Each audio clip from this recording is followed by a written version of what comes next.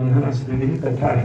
कुंडलिकाच्या भेटीला आलेला हा देव कोणी सामान्य नसून कुंडलिकाची भेटी सगळी चिंतक संतांनी केलेलं आहे. त्या संबंधातला थोडासा इतिहास पाहण्याचा आपण काय प्रयत्न केला. मग ते 88,000 ऋषी त्यांनी सगळ्यांनी स्कंदांच्या मुखातून कार्तिक स्वामीच्या मुखातून स्कंद पुराणाचं श्रवण केलं आणि ते स्कंद पुराणाचं सगळं श्रवण झाल्याच्या नंतर यांनीच विचारलं की बाबा आतापर्यंत तुम्ही मला वेगळ्या वेगळ्या तीर्थाच्या संबंधानं विचारलं, अनेक क्षेत्राच्या संबंधाने विचारलं, अनेक दैवताच्या संबंधाने विचारलं, त्याच्या संबंधात मला असलेली माहिती मी आपल्यासमोर सांगितलेली आहे, निवेदन केलेली आहे. याच्या पुढे तुम्हाला काही अजून श्रवण करायचं असेल तर सांगा. असं म्हटल्याच्या नंतर त्या ऋषींनी सांगितलं की ठीक आहे बाबा, आमच्या अंतःकरणामध्ये कशी शंका आहे, असा एक प्रश्न आहे. आम्हाला अजून असं विचारावं वाटतं. अनेक तीर्थ विचारले पण सर्व तीर्थात श्रेष्ठ असलेलं तीर्थ, अनेक क्षेत्र विचारली ती तुम्ही आम्हाला सांगितलं पण सर्व क्षेत्रामध्ये श्रेष्ठ असलेलं क्षेत्र, अनेक दैवताच्या संबंधाने आम्ही विचारलं आणि तुम्ही सांगितलं असं जरी असलं तरी सगळ्या देवामध्ये श्रेष्ठ असलेला देव, देवादिदेव ज्याला म्हणता येतं अशा पद्धतीचा देव. आणि असं हे सगळ्याच्या सगळं एका ठिकाणी असलेलं असं एखादं स्थान असावं. त्या स्थानात गेल्यानंतर त्या सर्वोत्तम देवाचं, सर्वोत्तम तीर्थाचं आणि सर्वोत्तम क्षेत्राचं आम्हाला दर्शन व्हावं. अशी व्यवस्था असलेलं असं एखादं क्षेत्र भूमंडलात कुठं आहे का, त्रैलोक्यात कुठं आहे का, त्याच्या संबंधानं आम्हाला तुम्ही बोध करा असं स्कंदांना सगळ्या ऋषींनी विचारलं. ऋषींनी विचारलं, स्कंदाने त्या संबंधानं चिंतन केलं, डोळे मिटले, ध्यान केलं, समाधी लावली, त्रयम एकत्र संयम हा या पद्धतीनं धारणा ध्यान समाधीचा विचार करून त्यांनी ते क्षेत्र शोधून काढण्याचा प्रयत्न केला. पण एका ठिकाणी सगळ्याच्या सगळं असेल अशा पद्धतीचं क्षेत्र त्यांच्या काही लक्षात येईना. कुठे सर्वोत्तम देव आहे, कुठे सर्वोत्तम तीर्थ आहे, कुठे सर्वोत्तम क्षेत्र आहे, पण सगळंच्या सगळं एका ठिकाणी असावं असं काही स्कंदानं जेव्हा आठवेना तेव्हा स्कंदाने सगळ्या ऋषींना सांगितलं कारण मला काही आठवत नाही, आपण जाऊ म्हणे. कुठं जायचं? कैलासात भगवान शंकराच्या दर्शनाला मी चाललेलो आहे, आपण सगळे माझ्या बरोबर चला. तिथे गेल्याच्या नंतर आपल्याला काहीतरी भगवान शंकराची कृपा जर झाली तर त्यांच्या कृपेनं तुमच्या प्रश्नाचं समाधान होईल. तुम्हाला पाहिजे असेल तर क्षेत्र त्या ठिकाणी आपल्याला ऐकायला मिळेल. असं म्हणल्याच्या नंतर हे सगळेच्या सगळे कैलासाला आले, ऋषी आले. भगवान शंकराच्या दर्शनाला हे ऋषी आणि स्कंद आल्याच्या नंतर शंकराने त्या सर्व ऋषींना बसण्याकरता वेगळ्या वेगळ्या प्रकारची उत्तम स्थानं द्यायला सांगितले, आसनं द्यायला सांगितले. आसनावर ऋषी बसले, स्कंदाचा सन्मान झाला. त्याच्यानंतर स्कंदाला विचारलं, स्कंद तुम्ही सगळ्यांना घेऊन माझ्याकडे आज कशा करता आला? एरवीला येताना एकटे येतात, दर्शनाला जरी आला तरी एकटे येतात, सगळ्यांना घेऊन आला, सगळे ऋषी सगळे श्रोते तुमच्या सोबत आहेत, याचं कारण काय आहे असं त्यांनी विचारल्याच्या नंतर स्कंदाने सांगितलं असं या ऋषींनी मला विचारलेलं आहे. आणि ऋषींच्या या प्रश्नानुसार सर्व ऋषींना अपेक्षित असलेलं सर्वोत्तम तीर्थ, सर्वोत्तम क्षेत्र आणि सर्वोत्तम दैवत हे एका ठिकाणी असलेलं असं सगळ्याच्या सगळ्या चिंतन यांना ऐकायचं आहे. ते ऐकण्याकरता मला ते काही सांगणं शक्य झालं नाही. मला काही असं कुठे एकत्रित सगळ्याच्या सगळं असलेलं काही असं स्थान आठवलं नाही. त्याच्यामुळे मी तुमच्या दर्शनाला येताना सगळ्यांना घेऊन आलो. असं म्हणल्याच्या नंतर भगवान शंकर म्हणाले बसा म्हणे. मी आता पार्वतीने मला तेच विचारलं होतं, तिला ते सांगणार होतो. तिला ते सांगत असताना तुम्ही सगळेजण प्राप्त झालात, तुम्हालाही तेच ऐकायचं, तिलाही तेच ऐकायचं आहे. असं एक स्थान आहे आणि ते कोणतं तर ते पंढरी नावाचं क्षेत्र आहे, पुंडलिक क्षेत्र आहे, पुंडलिकाच्या संबंधाने असलेलं ते क्षेत्र आहे असं भगवान शंकर बोलले. आणि मग शंकराने भगवान पंढरीनाथाचं या पुंडलिकाकडे कसं आगमन झालं त्या संबंधातली जी कथा सांगितलेली, कारण आपण त्या कथेचा थोडासा विचार केला. पुंडलिकाने इथे आश्रम केला, चंद्रभागेच्या तीरावर पुंडलिकाला राहायला लागले. ही चंद्रभागा पुष्करिणी जी आहे भीमेचा प्रवाह इकडून पंढरीच्याकडून यावा आणि पंढरीला आल्याच्या नंतर तिला चंद्राकृती प्राप्त व्हावी आणि या ठिकाणी चंद्रभागा नावाची पुष्करिणी सरोवर, पुष्करिणी शब्दाचा अर्थ सरोवर बरं का, चंद्रभागा सरोवर संतांनी तुकाराम महाराजांनी मंदिर आपल्याला पाहायला सापडतात. याचा अर्थ असा आहे की चंद्रभागा नावाची पुष्करिणी ही इथं म्हणजे भीमेचा प्रवाह निघाल्याच्या नंतर त्या भीमेनं इथून जावं आणि इथून जाताना तिचा असा चंद्राकृती या ठिकाणी सरोवर असा भाग निर्माण व्हावा अशी योजना जी आहे ना ही विश्वकर्म्याने करून दिलेली आहे असा उल्लेख आपल्याला पंढरी महात्म्यामध्ये पाहायला सापडतो बरं का. विश्वकर्म्याने ही योजना करून दिली, त्या पद्धतीचं हे सरोवर निर्माण झालं आणि या सरोवराच्या तीरावर हे पुंडलिक नावाचे महात्मा आश्रम करून राहायला लागले, देवाची सेवा करायला लागले. आणि देवाची सेवा करण्याचा त्यांचा प्रकार कोणता होता तर मायबापाची सेवा करणं. आणि मग मायबापाची सेवा करून त्यांनी परमेश्वराची आराधना केल्याच्या नंतर भगवान त्यांना प्रसन्न झाले.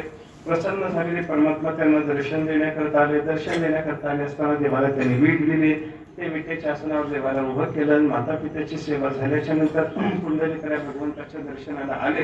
देवाचं दर्शन त्यांनी घेतलं. देवाच्या जवळ वरदान मागितलं की बाबा माझ्या क्षेत्रात देवदेवा तुम्ही जायलेले आहात, आता इथंच कायम राहायचं आहे, इथून तुम्ही काही जायचं नाही असं भगवंताला त्यांनी सांगितलं.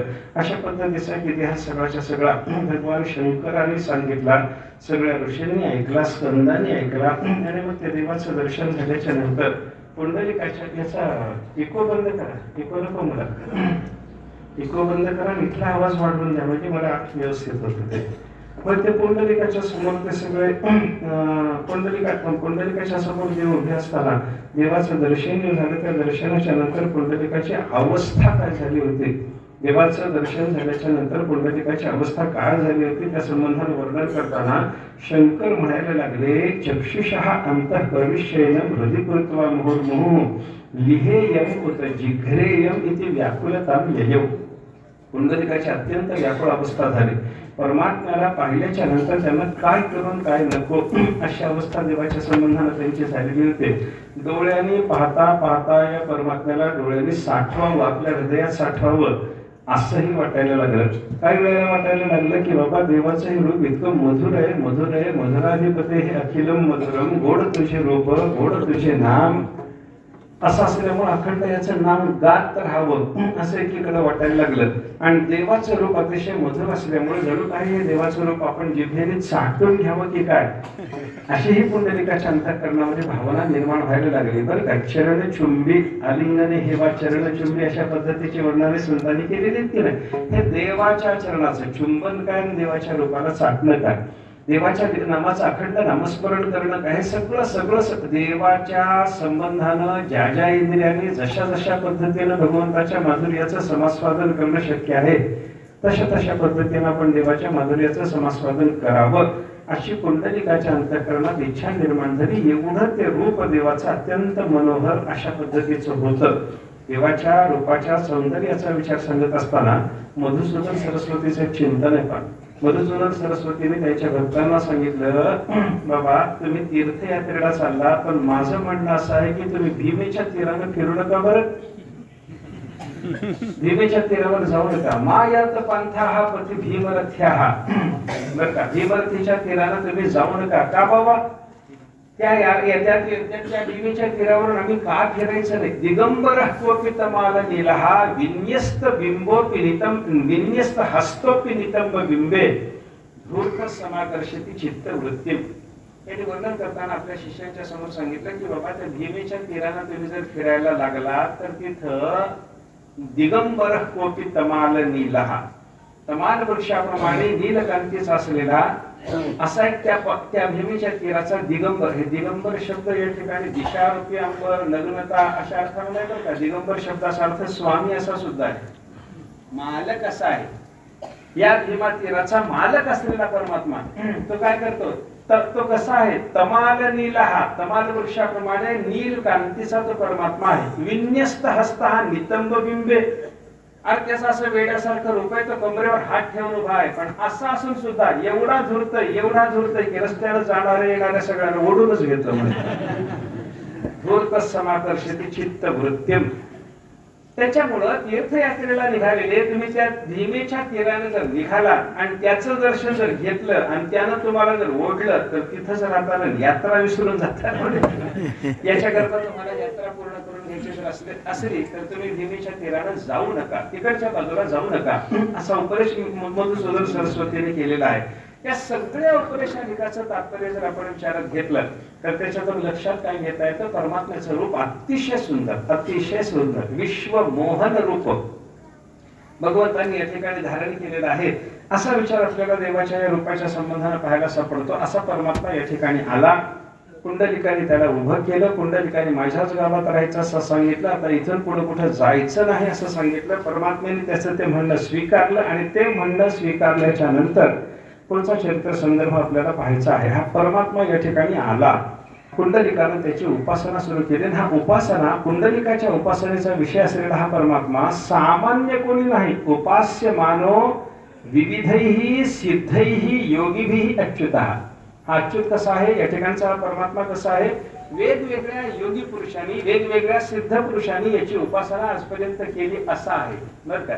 आपल्या परमात्मा पंढरनाथाचं वर्णन करत असताना सगळ्या संतांनी असंच केलेलं. हा कोण आहे?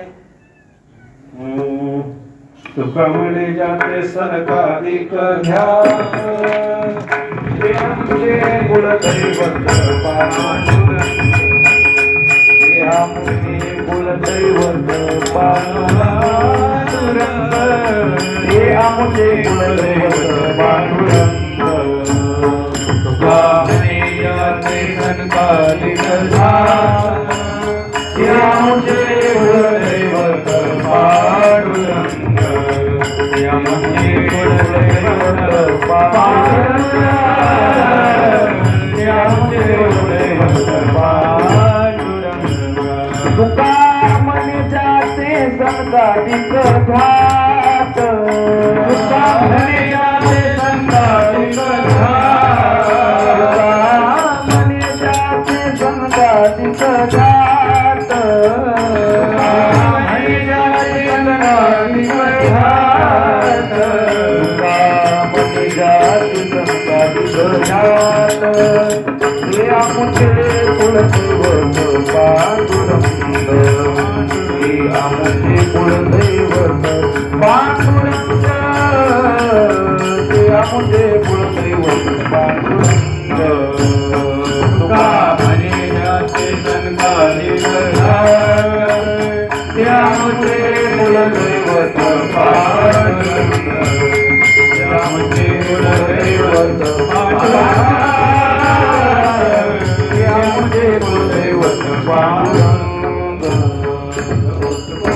परमात्मा पंढरीनाथाचा बोध देताना आपल्याला असं सांगितलं की हा देव कोणी सामान्य नाही. आम्ही ज्याची उपासना करतो, जो आमचा देव आहे, ज्या देवाची वारी करणं, ज्या देवाच्या करता चातुर्मास्य करणं, ज्या देवाची वेगळ्या वेगळ्या पद्धतीनं या क्षेत्रामध्ये राहून आणि आमच्याही क्षेत्रामध्ये राहून आम्ही सेवा करतो, हा देव कोणी सामान्य समजू नका. ज्याते सनकाधिक ध्यात, ज्याचं ध्यान सनकाधिकाने सुद्धा करावं, ते आमचे कुलदैवत पांडुरंग. आमचं कुलदैवत असलेला पांडुरंग हा अशा पद्धतीचा आहे, सिद्धानी सेवित आहे, योगी पुरुषांनी सेवित आहे. योगिया गुरुजना ध्यानी जे सुख आसनी शयनी, अशा पद्धतीचं त्यांना आसते ते सुख, योगी पुरुषाला ध्यानात प्राप्त झालेलं सुख इथं पंढरपुरामध्ये भक्तजनाला आसनी शयनी प्राप्त व्हावं, अशी व्यवस्था पुंडलिकाच्या कृपेने आपल्याला प्राप्त झालेली आहे. याला योगी ध्याता, याला सिद्धांनी याचं चिंतन करावं, अशा पद्धतीचा हा देव आहे, बरं का. योग्यांनी सेवित, सिद्धांनी सेवित, आणि अजून कोणाकडून याची सेवा होते?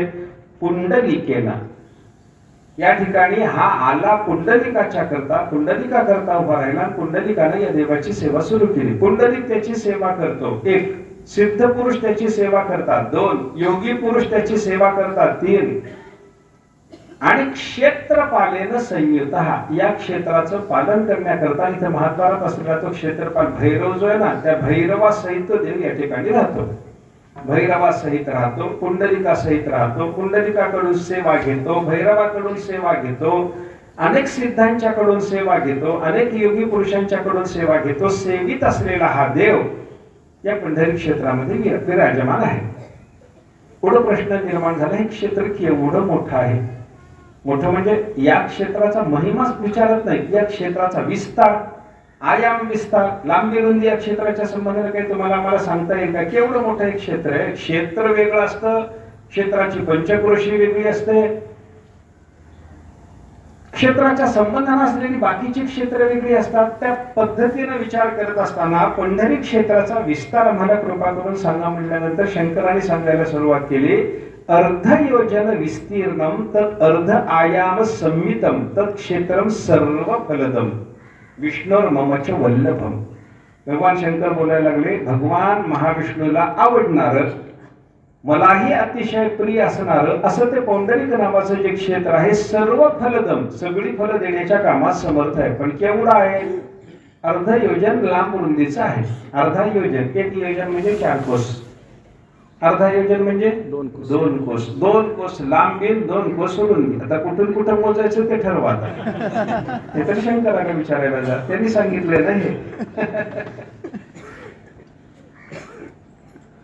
मोजायचं सुद्धा कसं ते सांगितलं जातं बरं का. कसं पाहायचं ते देवाला मध्यभागी धरायचं, त्याच्याकडे एक एक कोस सगळीकडे जायचं संपूर्ण. एवढं हे क्षेत्र आहे. देवाच्या पासून पूर्वेत एक कोस, पश्चिमेत एक कोस, लांबी झाली. उत्तरेत एक कोस, दक्षिणेत एक कोस झालं की रुंदी झाली. अशा पद्धतीनं हे क्षेत्र एवढं लहान आहे. या क्षेत्राचा विस्तार जर आपण पाहायला लागलो तर फार मोठा विस्तार आहे असं नाही. आता हे झालं क्षेत्राच्या विस्ताराचं चिंतन. क्षेत्राच्या विस्ताराचं चिंतन सांगून झाल्याच्या नंतर शंकरांना विचारलं, याचा महिमा सांगा. काशीचा महिमा सांगत असताना काही सांगितला जातो, प्रयागाचा महिमा सांगत असताना काहीतरी सांगितलं जातं. काशीला मरण येण्याने मोक्ष प्राप्त होतो सांगतात ना, काश्याम मरणान मुक्ती. मरण मुक्ती वाराणसी, मरण मुक्ती वाराणसी, मरण मुक्ती वाराणसी, मरण मुक्ती वाराणसी. पितृ ऋण गया नासे, पितृ ऋण गया नासे, ऋण गया नासे, पितृ ऋण गया नासे. उधार नाही पंढरीचे, पायापाशी विठोबाच्या, पायापाशी विठोबाच्या, पायापाशी विठोबाच्या. नाही पंढरीची, पायापाशी विठोबाच्या, पायापाशी विठोबाच्या, पायापाशी विठोबाच्या. मरण मुक्ती वाराणसी, मरण मुक्ती वाराणसी. धरण गया काशी, पितृ धरण गया काशी.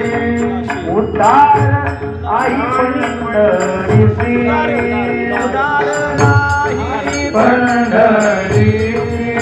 पायापाशी विठोबाच्या, पायापाशी विठोबाच्या, पायापाशी विठोबाच्या, पायापाशी विठोबाच्या.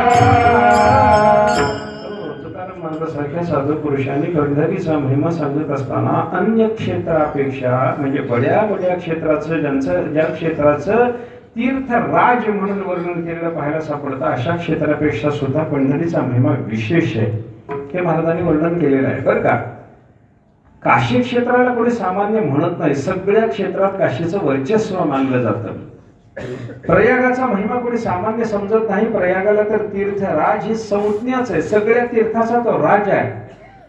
पण अशी असलेली ही क्षेत्र, या ठिकाणी मोक्षाच्या प्राप्तीचा प्रकार आणि पंढरीमध्ये मोक्षाच्या प्राप्तीचा प्रकार, याचा तुलनेनं जर आपण अभ्यास केला तर या क्षेत्रापेक्षा सुद्धा पंढरी सरस ठरते. म्हणे कशी सरस ठरते, तिथं मोक्ष कसा मिळतो, की सगळी क्षेत्र कशा करता महत्वाची, मोक्ष देतात म्हणून.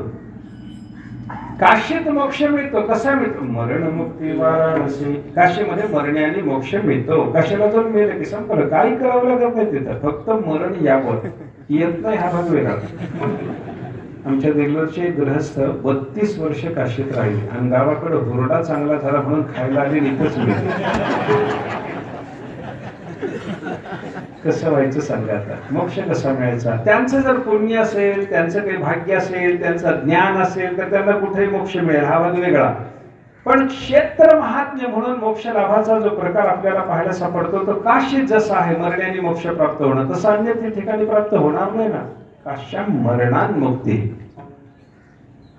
अंतकाळामध्ये काशीमध्ये मोक्ष प्राप्तीची व्यवस्था कशी आहे याचा विचार केला जातो. काशीखंडामध्ये असं वर्णन आहे, अंतकाळ जेव्हा जीवाचा प्राप्त होतो त्यावेळेला भगवान शंकर त्या जीवाच्याकडे येतात आणि त्याच्या दक्षिण कर्णामध्ये तारक मंत्राचा उपदेश करतात. त्याच्यावर त्या जीवाचा उद्धार होतो, मोक्ष प्राप्त होतो. तारक मंत्राचा, राम नामाचा उपदेश त्याच्या कानामध्ये, दक्षिण कर्णामध्ये. म्हणून काशीत मरणाऱ्या माणसाच्या बद्दल 2 गोष्टी सांगतात बघा. त्याला मोक्ष मिळाला की नाही याची खात्री आहे आणि त्याला तारक मंत्राचा उपदेश झाला की नाही याचीही खात्री आहे. तिथं कशी खात्री आहे, काशीत मरणाऱ्या माणसाची मान पडताना कधी उजव्या बाजूला पडत नाही, प्रत्येकाची मान डाव्याच बाजूला पडते. म्हणजे उजवा कान वर आहे, शंकराने धरलाय आणि तारक मंत्राचा उपदेश आहे याची खात्री आहे. आणि काशीत मरणारा प्रत्येक माणूस अंतश्वास होऊन मरतो. अंतश्वास म्हणजे आत श्वास घेऊन मरतो, बाहेर श्वास सोडत नाही. ते बाहेर श्वास सोडला की सामान्य जीव आणि अंतश्वास झाला भीष्माचार्यासारखा महात्मा. तो प्रत्येक माणूस तिथल्या लोकांना जर आपण विचारलं तर त्या अंतकाळात प्रत्येक माणसाचा अभ्यास करून कित्येक लोकांनी सांगितलंय, अंतश्वास होऊनच मरतात आणि उजवा कान वर होऊनच मरतात, पडतात. काश्यान मरणात मुक्ती, मरणमुक्ती वाराणसी, म्हणजे काशी मरणानं मोक्ष देणारी आहे. गयेचं काय? पितृऋण गयानाशी. गयेला काय करावं लागतं? तिथं पिंडदान असतं. विष्णुपदाच्या ठिकाणी पिंडदान करावं लागतं. गयायाम पिंडदानाच. पोराचा पुत्रधर्म सिद्ध होण्याकरता गयेला पिंडदान केलं जातं. मग गया मोक्ष देते. कशी देते? पितृऋणातून उत्तीर्ण करून देते. पितृऋण गयानाशी. तिथं श्राद्ध करावं लागतं, तिथं मरावं लागतं. पण पंढरीचं कसं आहे? उधार नाही पंढरीचे, म्हणजे तिथला मोक्ष उधार झाला. काशी काय करते? मरण द्वारा मोक्ष, साक्षात नाही, म्हणजे उधार झाला तिथला मोक्ष.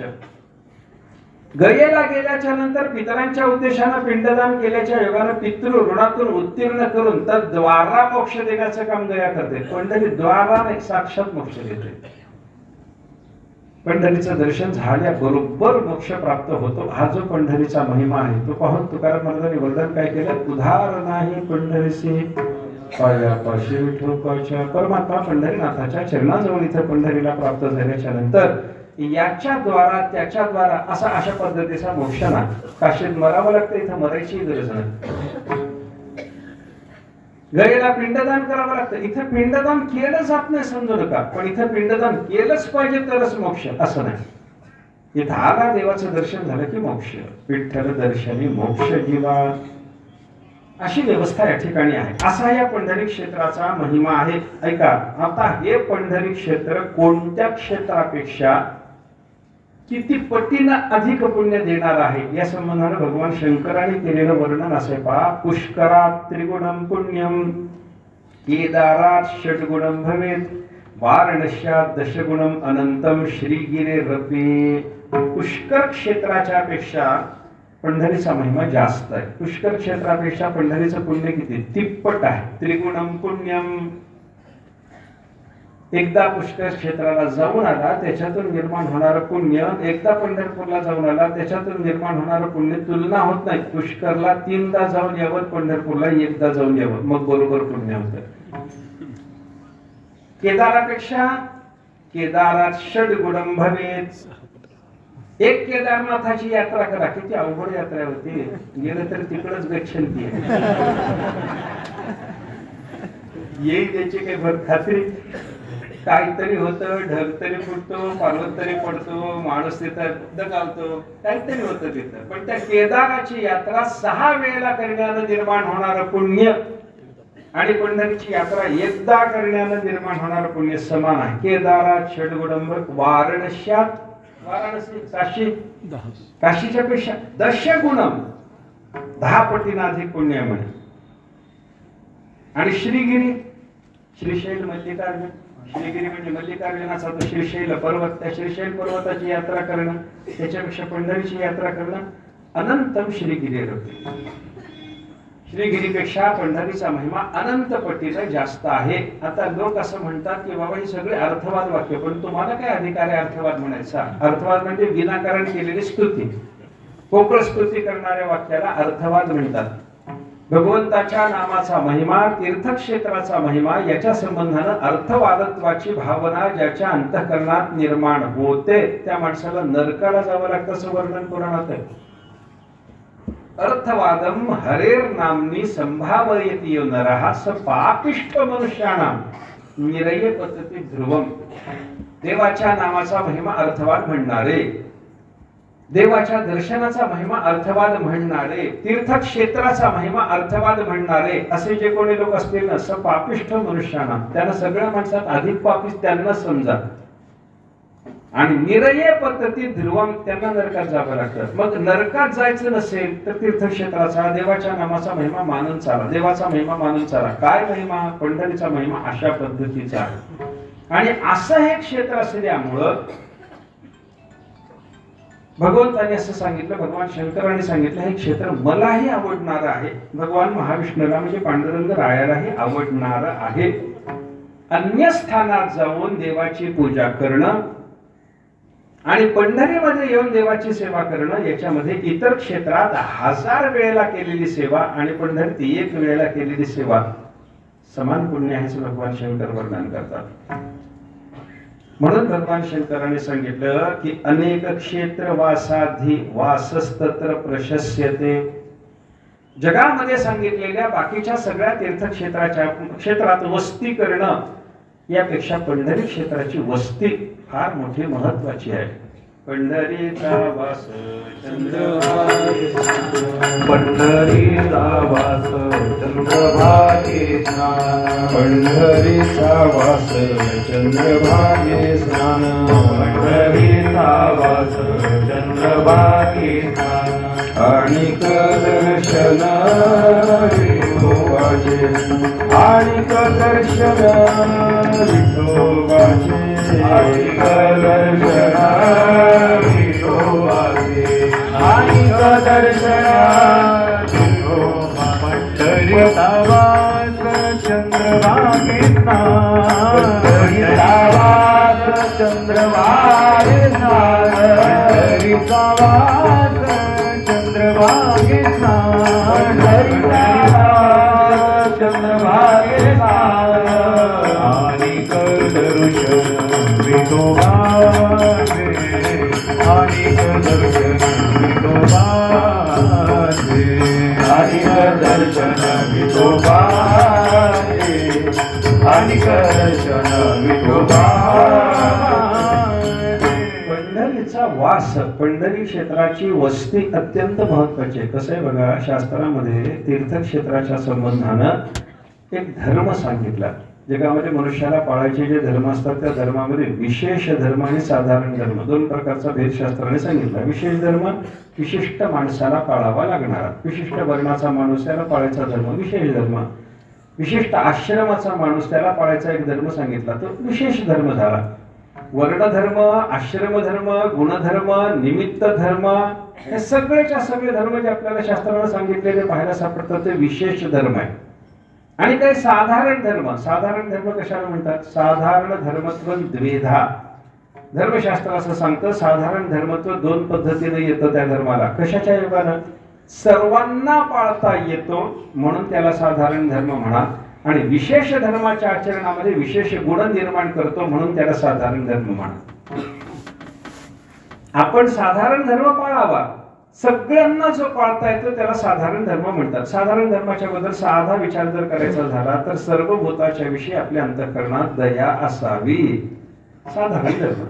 दया कोणी करावी? ब्राह्मणांनी, क्षत्रियांनी, वैश्यानी, शूद्रांनी. कोणी दया करायची? सगळ्यांनी दया करा. अरे ब्रह्मचारी असा, गृहस्थ असा, वानप्रस्थ असा, संन्यासी असा, तुम्ही स्त्री असा, पुरुष असा, दया धर्म सर्वांच्या करता की नाही? सर्वांना पाळता येतो म्हणून हा दया धर्म साधारण झाला. आणि दुसरी गोष्ट, आपण पाळीत असलेले जे विशेष धर्म आहे, आपण पंढरीत राहतो, विशेष आपला पंढरीमध्ये चातुर्मास्य करायला लागलो. आपण पंढरीत राहून आपण विशेष धर्म जो करायला लागलो, आपण दया नावाचा धर्म त्याच्या जोडीने जर पाळला तर आपण पाळत असलेल्या विशेष धर्मामध्ये काहीतरी विशेष गुणवत्ता या साधारण धर्माने निर्माण होते. म्हणजे सर्वांना पाळता येतो आणि विशेष धर्माच्या आचरणामध्ये, धर्माच्या पुण्यामध्ये विशेष भर घालतो, त्या धर्माला साधारण धर्म म्हणतात. असे साधारण धर्म एकंदर धर्मशास्त्राचा अभ्यास केला तर 36 आहे. त्या 36 धर्मामध्ये एक तीर्थानुसरण नावाचा धर्म आहे. तीर्थानुसरणम, तीर्थाचं अनुसरण करा. तीर्थाचं अनुसरण करा म्हणजे काय करा? त्या तीर्थानुसरणाचा अर्थ सांगत असताना 4 गोष्टी तीर्थाच्या संबंधाने केल्या पाहिजेत. काय काय? अनुसरण नाम यात्रा, वास, तदधिकरण, स्नानदानादि पुण्याचरण, निधनानी, याला अनुसरण म्हणतात. अनुसरण म्हणजे काय? पंढरीचं, आपल्याला पंढरी नावाच्या तीर्थाचं, या क्षेत्राचं आपल्याला अनुसरण जर करायचं झालं तर काय करावं लागतं? पहिल्यांदा पंढरीची यात्रा, वारी करा. नंतर वास, वासदे पंढरी सर्व काळ, वासदे पंढरी सर्व काळ, वासदे पंढरी वैकुंठाची आमान गोदानुवारी, वैकुंठाची आमान गोदानुवारी, वैकुंठ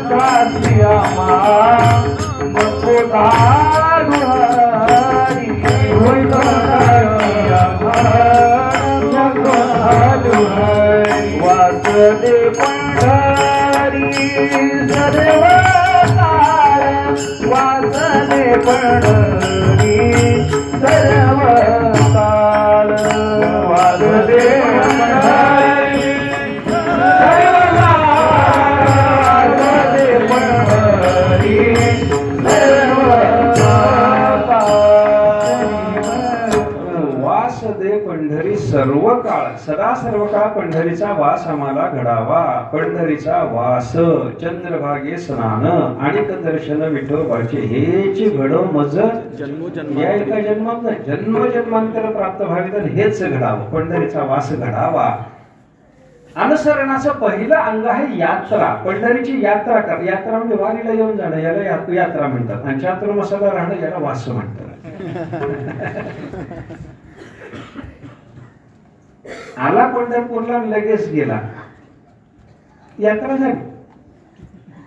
म्हणजे एकादशीच्या सकाळी आला दुपारी इथून निघाला तरी यात्रा झाली. काही बिघडत नाही, काय बिघडत नाही. न केल्यापेक्षा एवढं तरी पुष्कळ होणार. ठेवायचं काय कारण आहे. पण तसा आपल्या वारीचा विधी जर पाहिला आपण तर दशमीला इथं आलं पाहिजे आणि पौर्णिमेचा काल घेतल्याशिवाय जाऊ नये, तेव्हा वारी होते. द्वादशीची खिरापत घेऊन जाऊ दे ते म्हणतात माणसं. जा की एकादशीला जा, नको कोण म्हणलं. ही यात्रा वस्ती करणं याला वास म्हणतात. आणि पंढरीचा वास कोणत्याही क्षेत्रामध्ये तुम्ही बघा, कल्पवासाचं चिंतन आपल्याला ऐकायला मिळतं. कल्पवास करतात प्रयाग सारख्या क्षेत्रामध्ये माणसं कल्पवास करतात. कल्पवास कशाला म्हणतात?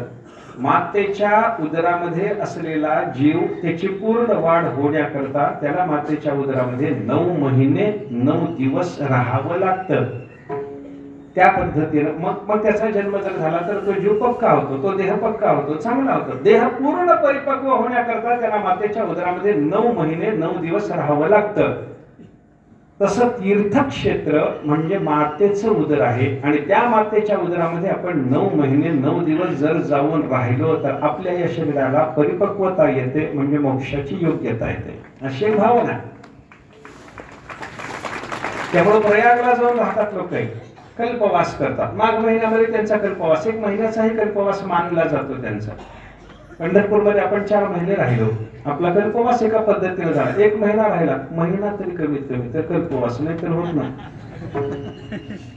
कल्पवासाला कमीत कमी महिन्याचा काळ लागतो आणि 9 महिने 9 दिवस राहिला, पूर्ण कल्पवास झाला. पूर्ण कल्पवास झाला. कित्येक लोक करतात. पंढरीत ते कल्पवास करणारी माणसं आहेत. त्या 9 महिन्याच्या कालामध्ये पंढरी क्षेत्राचा त्याग करायचाच नाही, सीमा ओलांडायचीच नाही. हा कल्पवास करणं, हे मासवास करणं, या क्षेत्रात आल्याच्या नंतर वारीच्या निमित्तानं 5 दिवसाचा वास करणं, हे सगळं काय हो? वास. यात्रेच्या नंतरचं दुसरं अंग वास. इथं राहिलं पाहिजे. काय होतं इथं राहण्याने? मोक्षाची योग्यता येते. इथं सांगितलंय भगवान शंकरांनी, पंढरीमध्ये फार नाही बाबा, 1 रात्र तुम्ही राहिलात तरी मोक्षाची योग्यता येते म्हणे. 1 रात्रोषितश्चापि सायुज्यम लभते ध्रुवम.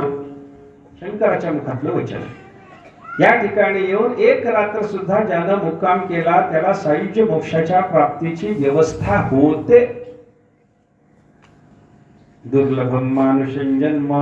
पहिल्यांदा मनुष्याचा जन्मच दुर्लभ आहे. तत्राप्यच्युत सेवनम. त्यातही भगवंताची पांडुरंगाची सेवा करावी वाटणं हे दुर्लभ आहे.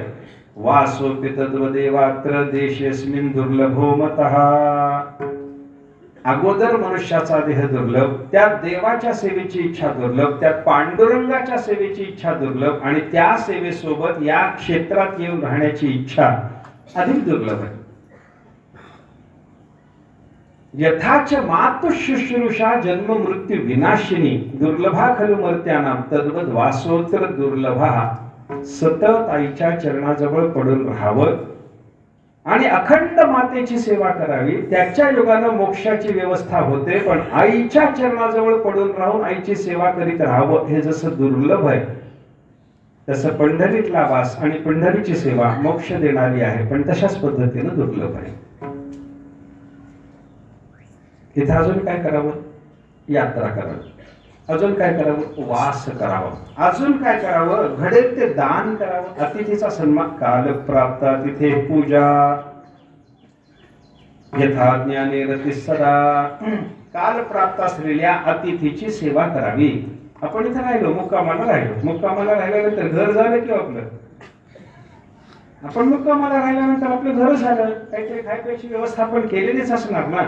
आणि मग आपली व्यवस्था झाल्याच्या नंतर जो कोणी अतिथी आला त्यालाही खाऊ घाला. इथं राहून हे करायचं. त्याच्यानंतर अजून काय करायचं? कालप्राप्त अतिथीची सेवा. ज्ञाने रती सदा. सदा सर्व काळ ज्ञानाची रती पंढरी क्षेत्रात आवश्यक आहे. हे श्रवणाला जाणं, चिंतनाला जाणं, आपण चिंतन करणं, आपण पारायण करणं. कशा करता? पंढरी क्षेत्रामध्ये ज्ञानाची रती आवश्यक आहे असं भगवान शंकराने सांगितलेलं आहे. म्हणून बर, त्याच्यानंतर इथं काही दान द्यावी. यात्रा वास तदधिकरणक स्नान दानादि पुण्याचरण. तिसरं अंग आहे. त्या अधिकरणामध्ये करावं लागणारं स्नान, दान वगैरे पुण्याचरण. चंद्रभागे स्नान, विधितो हरिकथा, हे पुण्याचरण आहे. तिथे चंद्रभागेचं स्नान आहे, हरिकथा श्रवण आहे, काही दान या ठिकाणी करायला सांगितलेली आहे. ते दान आपण केले. अल्पस्वल्प दान जरी इथं केलं तरी त्याचं मोठं पुण्य प्राप्त होतं. अशा पद्धतीचा विचार सांगितलाय. नाथ महाराजांनी सांगितलं नाही का? गावंडे सहस्र ब्राह्मण पुण्यक्षेत्रीचा एकच जाण. आपल्या घरी राहून आपण गावाच्या भोवतालचे खेड्यापाड्यातले 1000 ब्राह्मण बोलावून जेव घातले तर त्याचं पुण्य, आणि पंढरी क्षेत्रामध्ये एका सत्पात्र ब्राह्मणाला जेव घातला त्याचं पुण्य एकच आहे. म्हणजे सोपं कोणतं बघा.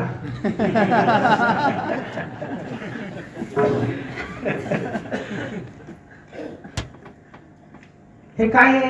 क्षेत्राचा महिमा, या स्थानाचा महिमा असल्यामुळे या ठिकाणी आपल्याला विशेष पुण्य प्राप्त होतं. म्हणून इथली जी दान आहेत ना, शक्य प्रमाणमप्यत्र अस्मिन क्षेत्रे ददाती यः. जो कोणी त्याला शक्य असेल तेवढ्या प्रमाणात या ठिकाणी येऊन दान करतो. तदन्न मेरुना तुल्यम. त्याला दिलेलं ते अन्न मेरू पर्वत एवढं मोठं ठरतं. म्हणजे आपल्याकडं संन्यासी जर आला, अतिथी म्हणून आलेल्या त्या संन्याशाची सेवा करत असताना त्याला अन्नदान करायला सांगितले.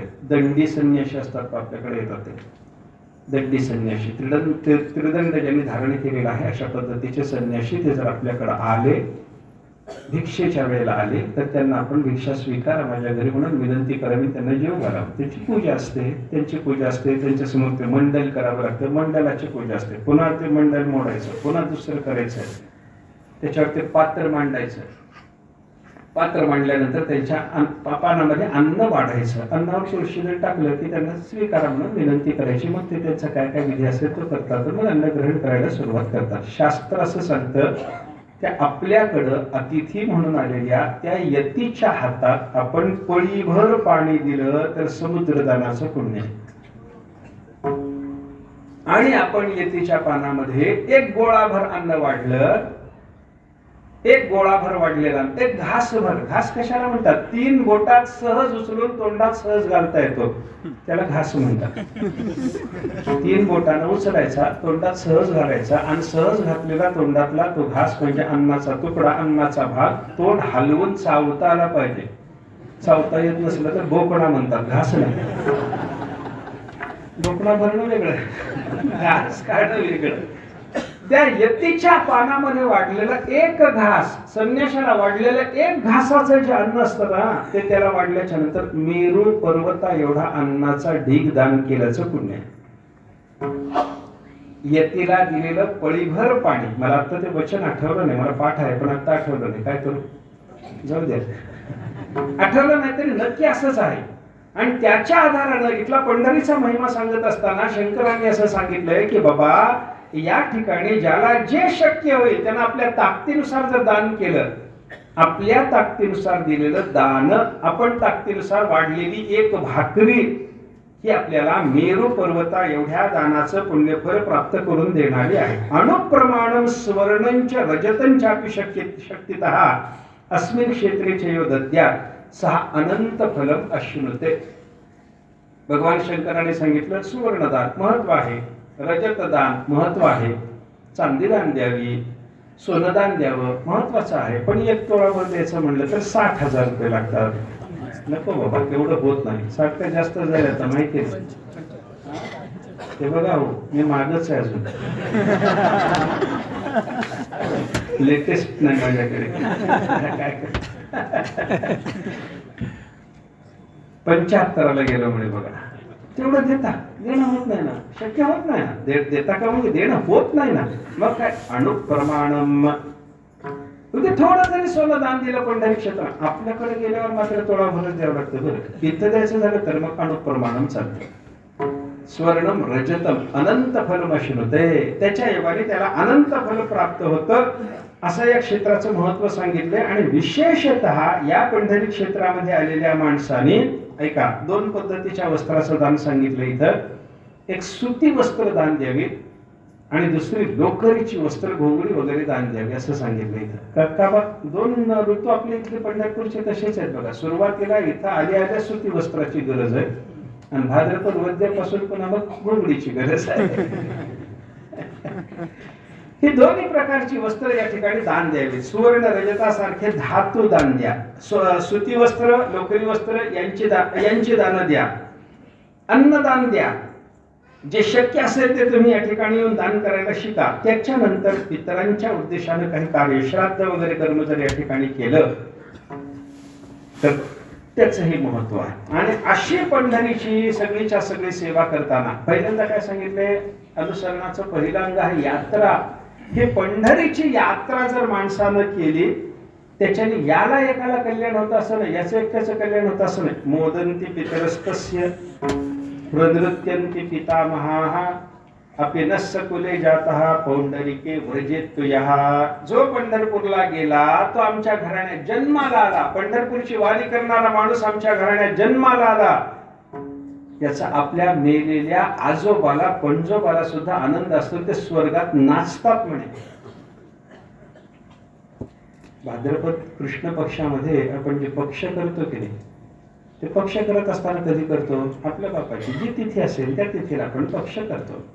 बाप चतुर्थीला मेला, भाद्रपदातली वद्य पक्षातली चतुर्थी घेऊन श्राद्ध करणार. पण त्याच्यात अजून एक वेगळं सांगितलंय, मघा त्रयोदशी आली म्हणजे भाद्रपद वद्य त्रयोदशीच्या दिवशी जर मघा नक्षत्र आलं तर त्याला मघा त्रयोदशी म्हणतात. ही मघा त्रयोदशी एवढी महत्वाची की कोणाचंही श्राद्ध त्या तिथीला तिथी नसताना सगळ्यांनी करावं.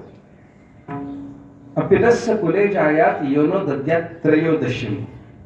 धर्मशास्त्रामध्ये त्याच्याकरता असं वचन आपल्याला पाहायला सापडतं, आमच्या घराण्यामध्ये असा मुलगा जन्माला यावा. स्वर्गातले बाप आजे पणजे म्हणतात, आमच्या घरात असा मुलगा जन्माला यावा की त्यानं आम्हाला मघा श्राद्ध द्यावं.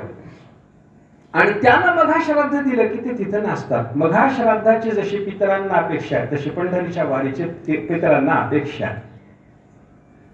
पितरांच्या बाबतीमध्ये जर आपण विचार करायला लागलो, मेलेले आपले बाप आजे पणजे जे स्वर्गाधिक लोकांमध्ये राहतात त्यांना काही अतिंद्रिय ज्ञान असतं आणि त्या अतिंद्रिय ज्ञानाच्या प्रभावानं आपल्याला इथं राहून जो पंढरीचा महिमा कळत नाही त्यांना तिथं राहून तो पंढरीचा महिमा कळतो. आणि तो त्यांना कळाल्यामुळं वारीचं जे काही महत्व आहे ते त्यांना तिथं जाणवत असल्यामुळं आपल्या घरातल्या एका माणसानं वारी केली की त्या बाप आजा पणजा त्या सगळ्यांना आनंद होतो आणि ते सगळेच्या सगळे नाचायला लागतात. अशा पद्धतीचं वर्णन भगवान शंकर करतात.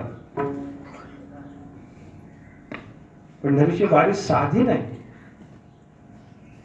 जन्मांतरीच्या पुण्य राशी वारी त्यासी पंढरीची, वारी त्यासी पंढरीची, वारी त्यासी पंढरीची.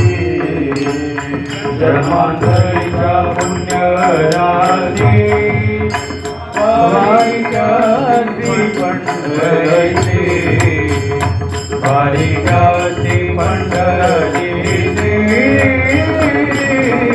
वारी त्यासी पंढरीची.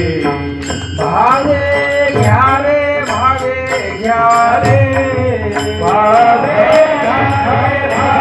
घ्या रे, एकदा घ्या रे पंढरीची, एकदा पंढरीची.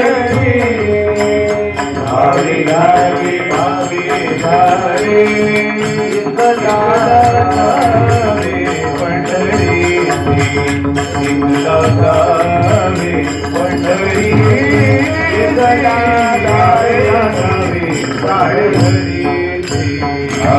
भावे भावे जावे एकदा जावे पंढरीसी एकदा जावे पंढरीसी एकदा जावे पंढरीसी जन्मांतरीच्या पुण्य राशी वारी त्याचे पंढरीची वारी कोणाला घडते? जन्म जन्मांतरात ज्यानं पुण्य संपादन केले त्याला पंढरीची वारी घडते. मग त्या पितरांना ते ठाऊक आहे ना, जन्म जन्मांतराच्या पुण्य राशीशिवाय पंढरीची वारी घडत नाही. हे आपलं पोरग निघालं म्हणजे पंढरीतून बाहेर नाही, पंढरीला जायला. त्यांना आनंद होतो, ते नाचतात, आनंदाला बेहोश होऊन नाचतात. अशा पद्धतीची वर्णनं या ठिकाणी आपल्याला पाहायला सापडतात. म्हणजे यात्रेचं महत्व सांगितलं, वासाचं महत्व सांगितलं.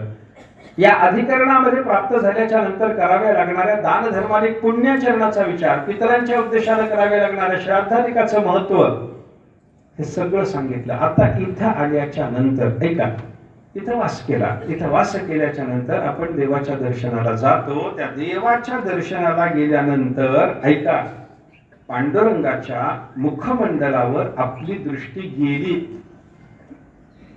मुद्दाम नाही. मुद्दाम देव पाहण्याकरता आपली देवाच्या मुखमंडलावर दृष्टी गेली नाही. प्रमादात वापी देवेपी यस्य दृष्टी भवेन मुखे. प्रमादाने, चुकीने माणसाची दृष्टी मुखमंडलाच्या ठिकाणी गेली आणि पांडुरंगस्य देवस्य सबंध्या सुरसत्तमैहि. पांडुरंगाच्या मुखावर ज्याची दृष्टी एकदा सहज गेली, प्रमादाने गेली, चुकून गेली, कोणीतरी मागून धक्का दिला, त्याला देवाच्या चरणाकडे नजर लावायची होती पण धक्का दिल्यानं असं झालं, तोंड बघितलं देवाचं, प्रमादानं झालं. असं देवाच्या मुखाचं दर्शन ज्याला प्राप्त झालं ना, त्याला सगळे देवाधिदेव वंदन करतात. म्हणजे एवढं मोठं महत्व प्राप्त होतं. म्हणजे पांडुरंगाच्या नुसत्या एकदा मुखमंडलाच्या दर्शनाचा हा महिमा आहे. पाहता श्रीमुख सुखावले, पाहता श्रीमुख सुखावले, पाहता श्रीमुख सुखावले सुख, पाहता श्रीमुख सुखावले सुख. डोळ्याची भूक नवजे माझ्या, डोळ्याची भूक नवजे माझ्या, डोळ्याची भूक नवजे माझ्या. पाहता श्रीमुख सुखावले सुख, पाहता श्रीमुख सुखावले सुख, पाहता श्रीमुख सुखावले सुख. डोळ्याची भूक नवजे माझ्या, डोळ्याची भूक नवजे माझ्या, डोळ्याची भूक नवजे माझ्या. पाहता श्रीमुख सुखावले सुख, सुखाला सुख वाटावं एवढा आनंद त्या परमात्मा पंढरनाथाच्या मुखमंडळाच्या दर्शनामध्ये. तुका म्हणे माझे हेचे सर्व सुख, पाहिन श्रीमुख आवडीने. अनेक ठिकाणी परमात्म्याच्या मुखमंडलाच्या दर्शनाचा आनंद संतांनी व्यक्त केला बघा. मंडित चतुर्भुज दिव्य कानी कुंडले, मंडित चतुर्भुज दिव्य कानी कुंडले, मंडित चतुर्भुज दिव्य कानी कुंडले, मंडित चतुर्भुज दिव्य कानी कुंडले. श्रीमुखाची शोभा पाहता तेज भाकले, गोवाळुके माझ सबाई साईरा, गोवाळुके माझ सबाई साईरा. श्रीमुखाची शोभा पाहता तेज भाकले,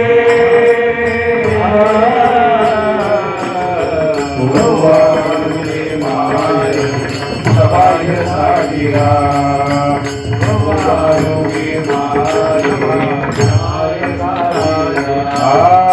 राही रखुमाबाई सत्य भावेशावरा, वाळुके माय सबाई सागिरा, वाळुके माय सबाई सागिरा.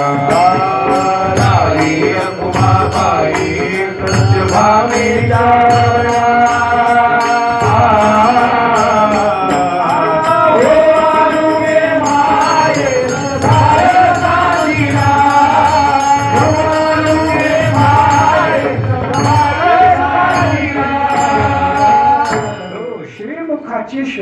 पाहता तेज फाकले. भगवान पंढरीनाथाच्या श्रीमुखाची शोभा आपण पाहायला गेलो तर त्याची उत्तरोत्तर प्रभा फाकलेली, तेज फाकलेलं असंच आपल्याला दिसतं.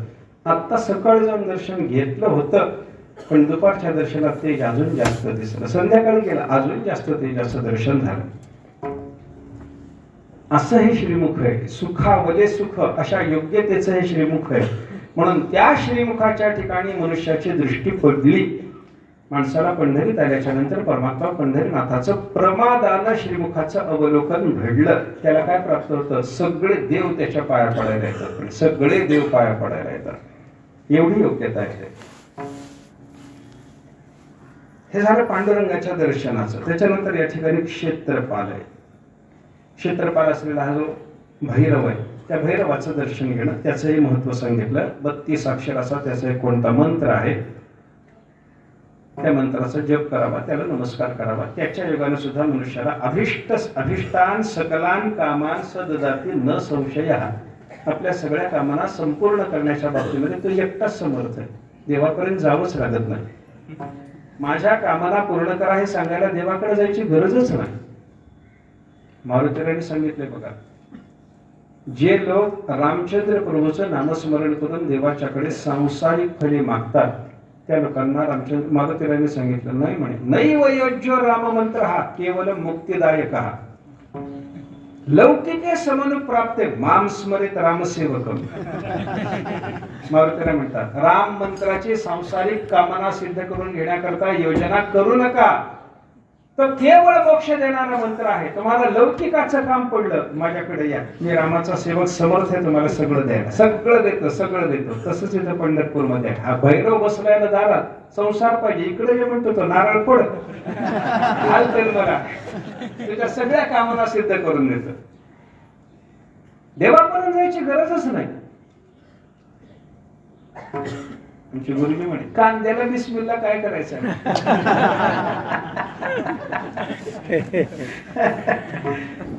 म्हणजे सामान्य फलाच्या करता मोठ्या देवाच्याकडे जायची काय गरज आहे? आपल्याला सामान्य संसारातली फलं प्राप्त करून घ्यायची जर असतील तर हा क्षेत्रपाल पुरे आहे. बरं, पुढे चला.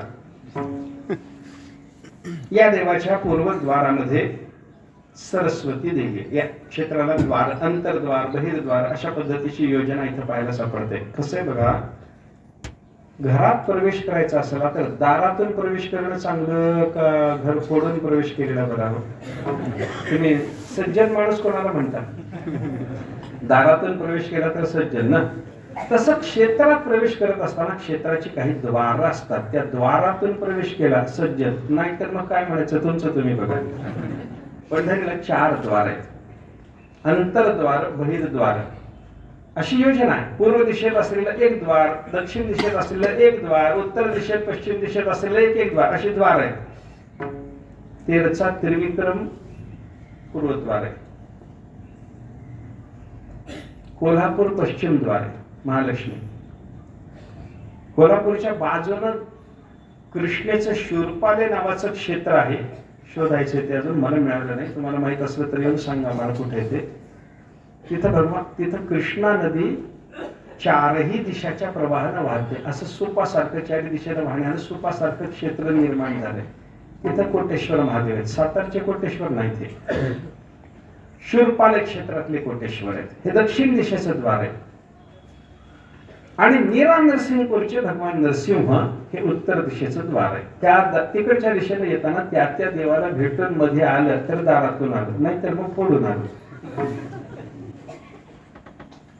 तेरहून तरी आलं पाहिजे, कोटेश्वराहून तरी आलं पाहिजे, कोल्हापूरहून तरी आलं पाहिजे आणि नीरा नरसिंहपूरहून तरी आलं पाहिजे. मग अंतर्द्वारात पुन्हा येत असताना पूर्वद्वारामध्ये सरस्वती आहे. ती संध्यावळी देवी, तिचं दर्शन घेऊन मध्ये प्रवेश करावा लागतो. नाहीतर मग तिकडे दक्षिणेमध्ये जर आपण गेलो तर विष्णुपादाच्या ठिकाणी असणारे नारद, त्यांचं दर्शन घेऊन प्रवेश करावा लागतो. नाहीतर कासेगावच्या भुवनेश्वरीला नमस्कार करून तरी प्रवेश करावा लागतो. नाहीतर त्या शिरढोणच्या दुर्गा देवीला तरी विचारून मध्ये प्रवेश करावा लागतो. अंतर्द्वार आणि बहिर्द्वाराची योजना पंढरीच्या बाबतीमध्ये आपल्याला पाहायला सापडते. ह्या सगळ्याच्या सगळ्या देवांचे विशेष मंत्र, त्यांच्या विशेष पूजेचे प्रकार, त्यांच्या पूजेने प्रसन्न करून घेऊन त्यांना काय मागायचं त्या संबंधाने त्यांच्याकरता वापरायचे वेगळे वेगळे मंत्र याचाही विचार या ठिकाणी आपल्याला पाहायला सापडतो. हे सगळं सांगून झाल्याच्या नंतर द्वार विचार झाल्याच्या वर भगवान शंकरांनी सांगितलं या ठिकाणी नारद आहेत. विष्णुना स्थापित प्रीत्या नारदो लिंग मूर्तिमान, एक मूर्तीचं रूप धारण करून नारद या ठिकाणी राहतात. त्यांना कोणी ठेवले? विष्णूने ठेवलंय. स्थापना केली नारदाची, भगवान महाविष्णूंना केली म्हणे नारदाचं दर्शन घ्यावं. तिथं वेणुनाथ आहे. भगवान जेव्हा इथं गोकुळातून आले ना त्यावेळेला पहिल्यांदा देवाने तिथं थांबणं केलं होतं. विष्णुपद गोपाळपूर या ठिकाणी देवाने तिथं थांबणं केलं होतं. तिथं वेणुनाथ आहे, तिथं विष्णुपद आहे. जेथे वाजविला वेणू शोध म्हणून म्हणती वेणुनाद, म्हणून म्हणती वेणुनाद. जेथे वाजविला वेणू शोध म्हणून म्हणती वेणुनाद, म्हणून म्हणती वेणुनाद.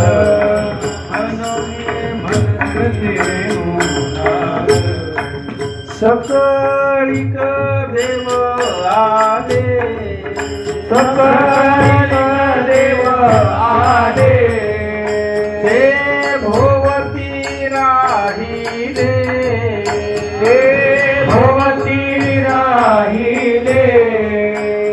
सकळिक देव आले, ते भोवती राहिले, ते भोवती राहिले, ते भोवती राहिले.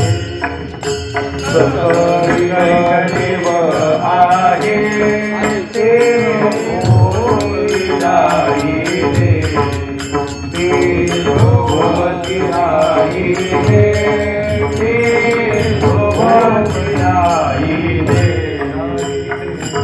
गोपाळपूर, विष्णुपद, वेणुनाथ वगैरे वगैरे स्थानाचं सगळं तिथली जी स्थानं आहेत. भगवान जेव्हा सगळा परिवार घेऊन त्या विष्णुपद आणि गोपाळपुराच्या परिसरात आले तेव्हा त्या ठिकाणी देवाचा परिवार होता.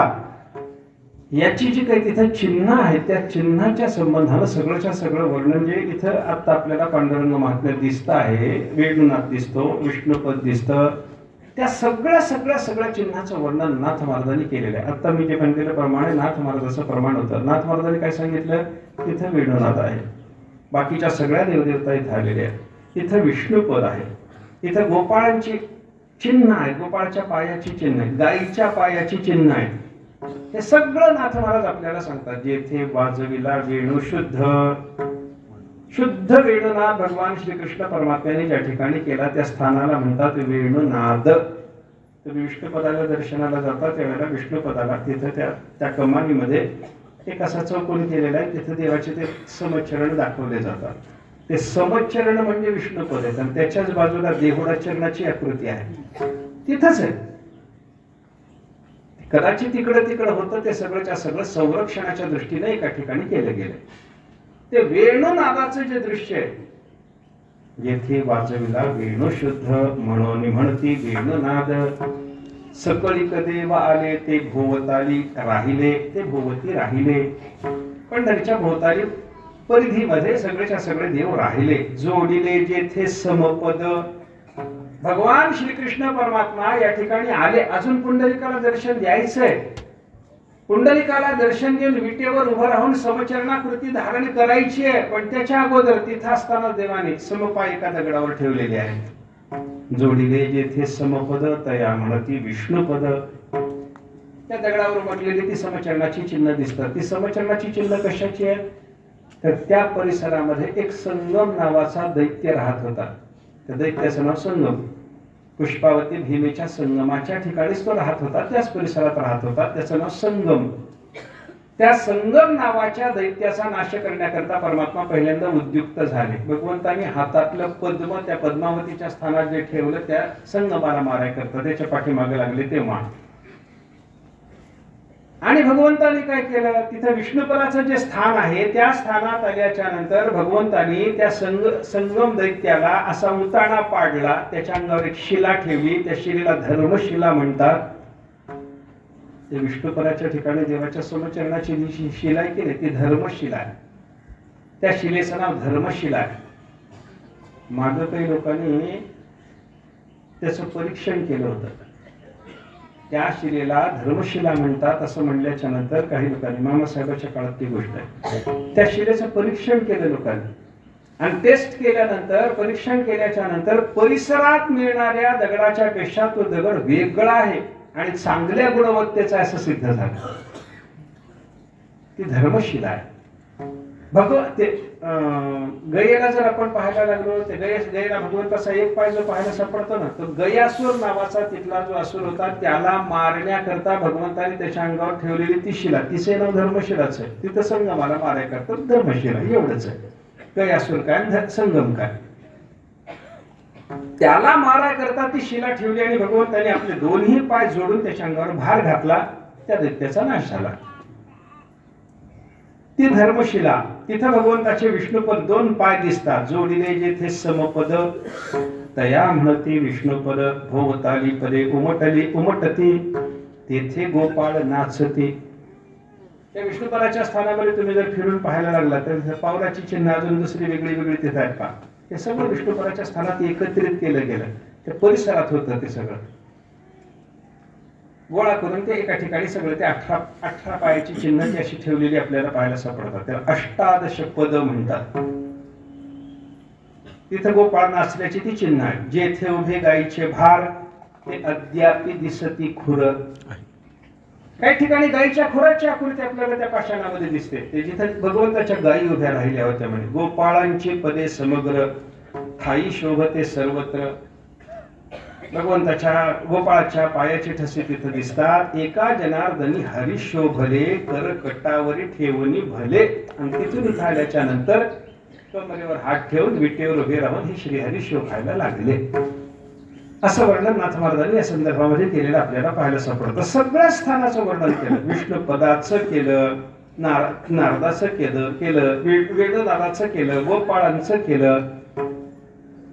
तिथं गोपाळपुराच्या ठिकाणी ते जे विष्णुपद आणि वेणुनाद जो आहे त्या वेणुनादाच्या बाजून असलेली ती बाकीची सगळी गोपाळाची चरणचिन्ह आहेत ना, पांडुरंग महात्म्यात म्हणजे स्कंद पुराणांतर्गत महात्म्यामध्ये असं चिंतन आपल्याला पाहायला सापडतं की ती 18 स्थानं जी आहेत तिथे 18 स्थानाचा विचार आहे. त्याचे ठराविक कर्माचा विचार आहे. त्या 18 स्थानामध्ये पितरांना उद्देशून श्राद्ध द्यायला सांगितले. 18 श्राद्ध आहेत तिथे विष्णुपदाच्या ठिकाणी. आणि ती 18 श्राद्ध संपादन केली आपल्या सगळ्या पितराची मुक्ती होते असं त्याचं फल दिलंय. आणि दुसरं असं सांगितलंय, गोपाळपूरला आणि विष्णुपदाला गेल्याच्या नंतर माणसानं तिथून काही न खाता परत यायचं नाही. काला झाला ना तिथे खाऊ घालतो ना, त्याच्यामुळे तिथून परत तसंच यायचं नाही. तिथे जेवण करायचं. जेवण नाही जमलं काहीतरी खा तुम्ही, दही भात तरी खा, दही पोहे तरी खा, काहीतरी खा. दही पोहे म्हणजे हे नाही बरं, दही पोहे नवीनच कळालं परवा ते.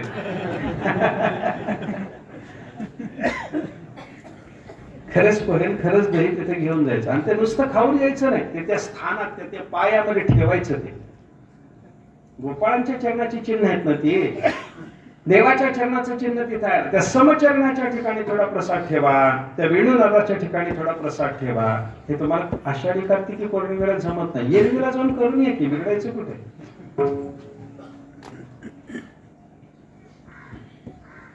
पंढरपूरहून परत जाताना आम्ही कार्तिक वद्य प्रतिपदा द्वितीया तृतीयापर्यंत इथे राहत होतो. त्यावेळेला मी तिथं जाऊन जेवण करणं, त्या चरणामध्ये सगळं प्रसाद ठेवून तो भक्षण करणं असा प्रकार करत होतो लहानपणी. तिथं जाऊन ते प्रसाद घेणं तिथे त्या चरणचिन्ह असं महात्म्य सांगितलंय. महात्म्यामध्ये वर्णन असं आहे, इथं गोपाळ घेऊन गेले, इथं गोपाळांची भोजन झाली, इथं गोपाळांनी काला केला, इथं गोपाळांनी त्या काल्याच्या बरोबर लिंबाचे तुकडे सेवन केले. याच्या साक्षी म्हणून गोपाळपूरच्या त्या विष्णुपदाच्या वाळूमध्ये मातीमध्ये तांदळाच्या कणासारखे ते खडे मिळतात.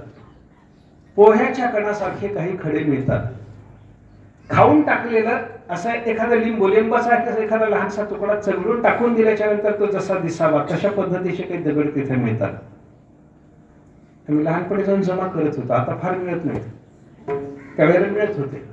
4-2 दगड मिळतात. आता माझ्या सोबत आहेत पण कुठे आहेत मला लक्षात नाही. ते हुडकून काढावं लागेल. मिळवलेले तसे दगड आहेत. अगदी लिंबाची फोड दिसावी असा दगड आहे माझ्याकडे. अगदी तांदळाचा दाणा वाटावा असे दगड. हे सगळं काय आहे? गोपाळ इथं येऊन गेले, त्यांनी इथं काला केला, त्यांनी इथं हे अन्न सेवन केलं, त्याच्यानंतर हात इथं धुतले, लिंबाचे तुकडे असं खाऊन देवाने गोपाळाने इथे टाकून दिले. त्याची ही स्मारक आहेत. ही सगळी त्याची स्मृती आहे. असं सगळं सगळ्याच्या सगळं हे गोपाळपूरचं स्थान, त्याच्यानंतर हे द्वार, या सगळ्याची वर्णन करून झाल्याच्या नंतर इथं परमात्मा 3 रूपाने राहतो. त्रिमूर्ती ही 3 रूपाने परमात्मा राहतो. ती 3 रूप कोणती? क्षेत्र रूपानं, तीर्थ रूपानं आणि मूर्ती रूपानं. क्षेत्र रूपानं म्हणजे पंढरीच्या भूमीच्या रूपानं, तीर्थ रूपानं म्हणजे चंद्रभागेच्या रूपानं आणि मूर्ती रूपानं म्हणजे विटेवर उभे असलेल्या परमात्मा पंढरीनाथाच्या रूपानं परमात्मा या ठिकाणी नांदतो. मग काय करा? क्षेत्राची पूजा करा, क्षेत्राचा सन्मान करा. क्षेत्राचा सन्मान केला पाहिजे. क्षेत्रामध्ये आपल्याला दुष्कर्म करायला चालत नाही. क्षेत्रामध्ये जसं वाटेल तसं वागून चालत नाही. नियमात वागलं पाहिजे. नियमात वागलं पाहिजे. मला वाटतं म्हणून मी 12 वाजता उठतो. क्षेत्रात नाही, ते घरी. इथं चालायचं रे. क्षेत्रात नियमात वागलं पाहिजे. देवाला सकाळी काकडा असतो ना, मग त्याच्या आधी आपल्याला उठलं पाहिजे. देव उठतात ना, त्यांच्या आधी आपण उठलं पाहिजे. देव जेवतात ना, त्यांच्या नंतर आपण जेवलं पाहिजे. देवाची शेजारती होते ना, त्याच्यानंतर आपण झोपलं पाहिजे. हे सगळे नियम हे कशा करतात? क्षेत्राचा महिमा सांभाळण्याकरता. क्षेत्राचं महत्व सांभाळलं पाहिजे. क्षेत्राविषयी आदर असला पाहिजे. बघा क्षेत्राविषयी किती आदर असतो ते रामानुजाचार्यांच्या चरित्रात सांगतात. रामानुजाचार्य व्यंकटेशाच्या दर्शनाला गेले. व्यंकटेशाच्या दर्शनाला गेल्याच्या नंतर मग ते तिथं खालून वर जायचं. तो सगळा व्यंकटाद्री पर्वत सगळा तिरुमला तो चढून वर जायचंय. तिथं दर्शन आहे देवाचं. मग तो पर्वत चढून जाताना याने त्या पर्वताकडे पाहिलं तर यांच्या भक्तिमय दृष्टीला तो पर्वत देव दिसला. आणि तो पर्वत देव दिसला तर मग आता या पर्वतावर चढून कसं जायचं म्हणून ते असं उलटे होऊन हाताने चढून गेले. पर्वत सगळं हाताने चढून गेले. पायाने स्पर्श करायचा नाही पर्वताला. हे त्यांनी आपल्या त्यांच्या चरित्रामध्ये वर्णन आहे. मला काय सांगायचंय? क्षेत्राचा महिमा असा सांभाळावा लागतो. तुमच्या लहानपणी पंढरपूरला एक माणूस येत होता. कुठला होता काय होता मला माहिती नाही. उलटाच फिरायचा पंढरपूरमध्ये वारीच्या काळात फक्त, बरं का. वारी बाकी एरवीच्या काळाला जर आला तर तो फिरत होता पंढरपूर. आहे दररोज उलटी प्रदक्षिणा. उलटी नाही, उलटी म्हणजे हातावर चालायचं. ह्याला उलट म्हणतो मी.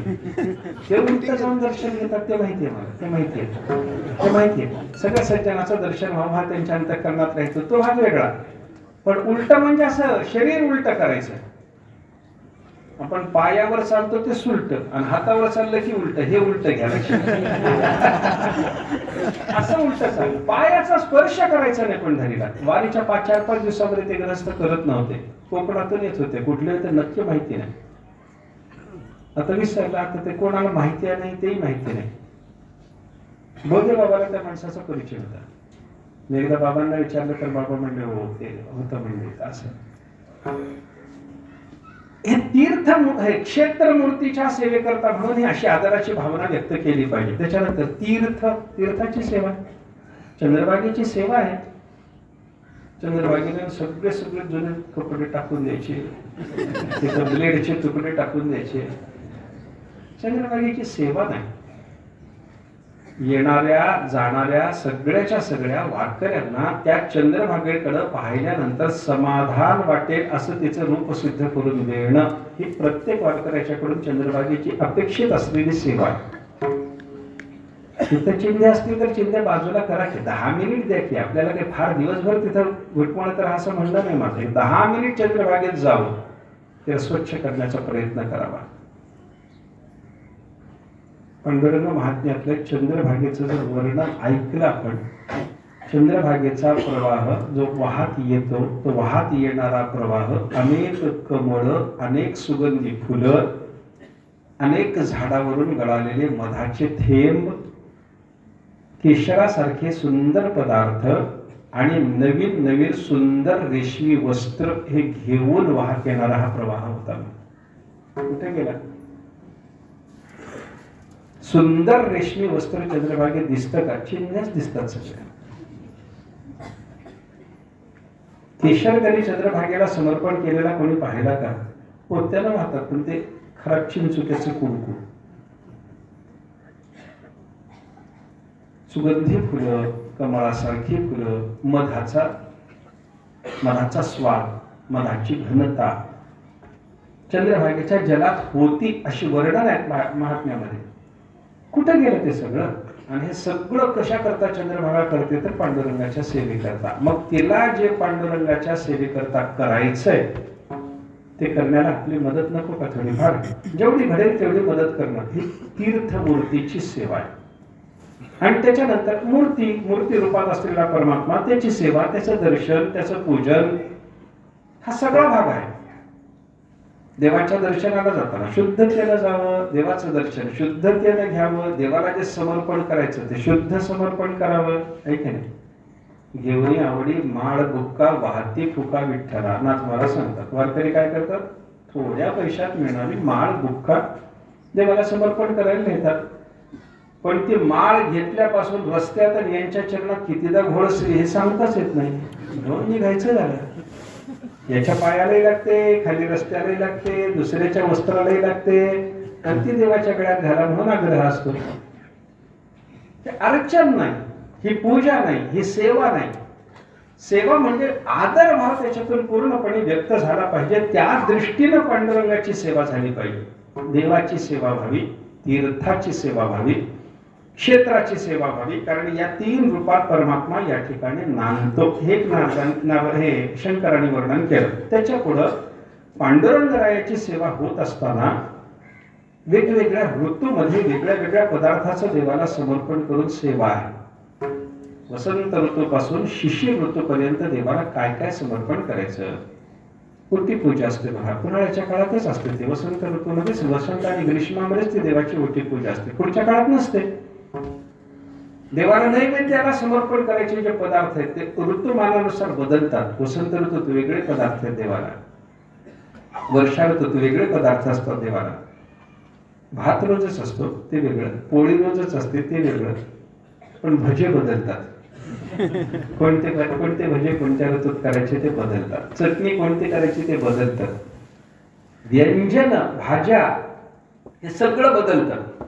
आणि काय काय कोणत्या ऋतूत समर्पण करावं याचं सुद्धा वर्णन शंकराने करून ठेवलंय. पंढरपूरला मी चौकशी केली होती मागे एकदा मंदिरामध्ये, तर त्या ऋतुमानानुसार जी वर्णन आहे त्याच पद्धतीचे पदार्थ अजूनही देवाला समर्पण होतात. हे ऋतुमानानुसार देवाची सेवा करण्याचं एक चिंतन सांगितलं. आणि त्याच्यानंतर देवाच्या भोवतालचा देवाची जी मूर्ती आहे, देवाची जी प्रतिमा आहे, देव ज्या ठिकाणी उभे आहेत ते स्थान, ते तर महत्वाचं आहेच आहे. पण त्या देवाच्या भोवताली थोडासा अर्च भाग असतो. अर्च भाग म्हणजे त्या भागाची सुद्धा पूजा असते. पांडुरंगाच्या भोवतालचा केवढा भाग अर्च आहे? तर 25 हात प्रमाणाचा भाग अर्च आहे. देवाच्या भोवताली, हात म्हणजे एवढा, कोपरापासून आपल्या मध्यम अंगुलीच्या शेवटच्या टोकापर्यंतचा जो भाग असतो याला साधारणपणे 1 हात म्हणतात. माझा लहान असेल, तुमचा मोठा असेल, पण माझ्या हाताने माझा लहान भागच माझ्याकरता अर्च ठरतो. तुमचा मोठा हात असला तर मग तुम्हाला जास्त भाग अर्चनीय ठरतो. मग हा जो अर्च भाग आहे पांडुरंगाच्या भोवतालचे 25 हात एवढा जो अर्च भाग आपल्याला सांगितलेला आहे बरं का. अर्च भागान वक्षमाणान शृणु विष्णू यथारता देवस्य परितः 25 हस्त प्रमाणतः. देवाच्या भोवताली 25 हात प्रमाणाचा असा हा अर्च भाग सांगितलेला आपल्याला पाहायला सापडतो. काय या कशा करता सांगितलं त्याच्याबद्दल सांगितलं. उच्छिष्टादीनि तत्रैव न कार्याणि कदाचन. मनुष्यानं अर्च्य भागात गेल्याच्या नंतर उष्ट वगैरे टाकू नये. सुपारी खात खात गेला देवाजवळ केलं जमत नाही ते अलीकडेच केलं, पण ते 25 हाताच्या आत जर गेलं बिघडलं, देवाच्या अंगावर थुंकल्याचा दोष लागला तुम्हाला. तो अर्च्य भाग म्हणजे देवा एवढा असतो, महत्वाचा असतो.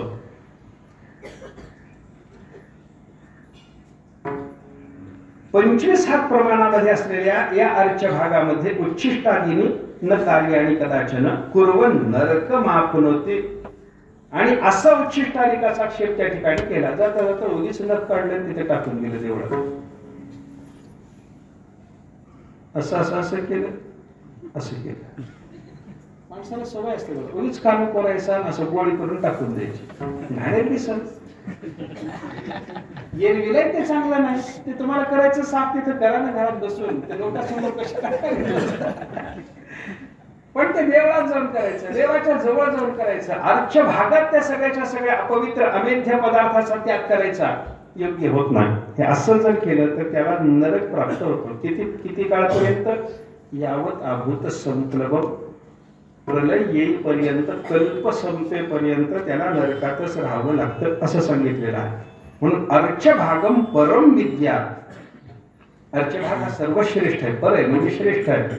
सर्व काम फलप्रदम, आपल्या सगळ्या कामाला सिद्ध करण्याच्या बाबतीमध्ये तर तो अर्च्य भाग अत्यंत महत्वाचा आहे. म्हणून तिथं पावित्र्याचं पालन माणसाने केलंच पाहिजे असं त्या अर्च्य भागाचं महत्व सांगितलं. त्या अर्च्य भागाच्या नंतर देवाच्या पश्चिम भागामध्ये पद्मतीर्थ आहे. पद्मावतीचं तळ म्हणतात त्याला. आता ते तळ झालं, ते वेगळ्याच ठिकाणी झालं, पण अगोदर पद्मावतीचं मंदिर आणि तिथे जे तळ होतं तिथं आता बाग झाली. पण पद्मावतीचं ते तळ पद्मतीर्थ त्या ठिकाणी होतं. पद्मावती देवी अजून त्या ठिकाणी आहे. आत्ता आपण पाहिल्याप्रमाणे त्या संगमाला मारायला जाताना देवाने त्या ठिकाणी पद्म ठेवलं, म्हणून त्या पद्माचं अवन म्हणजे रक्षण करण्याकरता देवी तिथं आली आणि ती पद्मावती ठरली. त्या पद्मावतीची यात्रा अष्टमीच्या दिवशी, आणि ज्या अष्टमीला बुधवार आला अशा अष्टमीच्या दिवशी त्या पद्मावतीच्या दर्शनाला जाणं, याचं महत्व पद्मपुराणातल्या पांडुरंग महात्म्यात सांगितलंय. कशा करता? दरिद्र द्रावणे तत्र बुधाष्टम्यामृजेत बुधा. आपलं दारिद्र्य घालवण्याकरता माणसाने बुधवारी अष्टमी आली की त्या पद्मावतीच्या दर्शनाला जावं. दारिद्र्य पळूनच जातं ना, द्रावण होतं. एवढं महत्व सांगितलंय.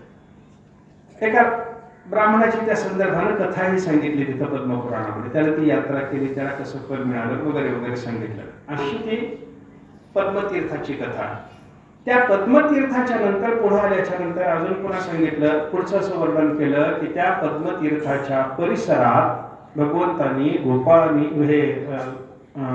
तिकडून येताना, गोकुळातून येताना आपल्यासोबत ज्या गोपिका आणल्या होत्या त्या 3 कोटी गोपिका तिथं आहेत. 3 कोटी पद्मावतीच्या जवळ 3 कोटी आहेत. विष्णुपराच्या ठिकाणी 5 कोटी गोपिका आहेत. कुंडल तीर्थाच्या ठिकाणी 30 कोटी गोपिका आहेत. एवढ्या सगळ्या गोपिकाचे भार भगवंतांनी आणून इथं ठेवलेले आहेत.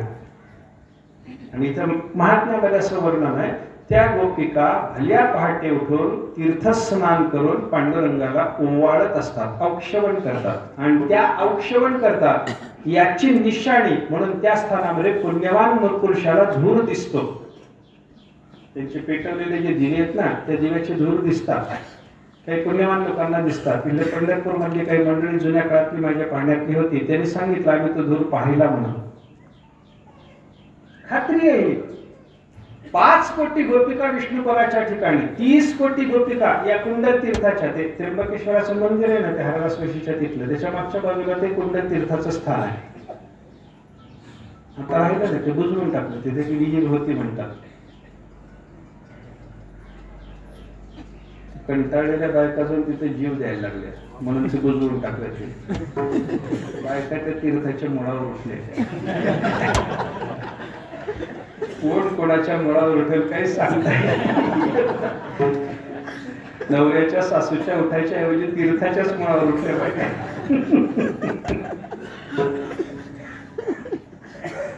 गेलं तीर्थ.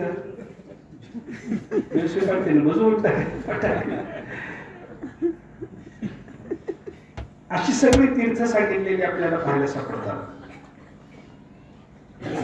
त्याच्यानंतर एक मुक्तकेशी नावाच्या गोपिकेचा संदर्भ सांगितलाय. एक गोपिका भगवंताच्या बरोबर इथं आलेली, तिची तिथं काहीतरी उपासना चालू होती, तिचं काही तप चालू होतं. गोकुळात असताना तिचं तप चालू होतं. ते तप चालू, तिने काही विशेष तप केलं होतं.